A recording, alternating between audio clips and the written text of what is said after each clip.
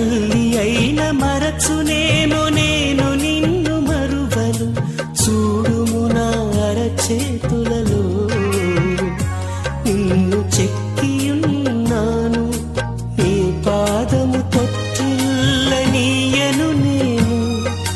నిన్ను కాపాడువాడు కునుకడు నిదురపోడు అని చెప్పి వాగ్దానం చేసిన యేసయ్యా తల్లిలా లాలించును.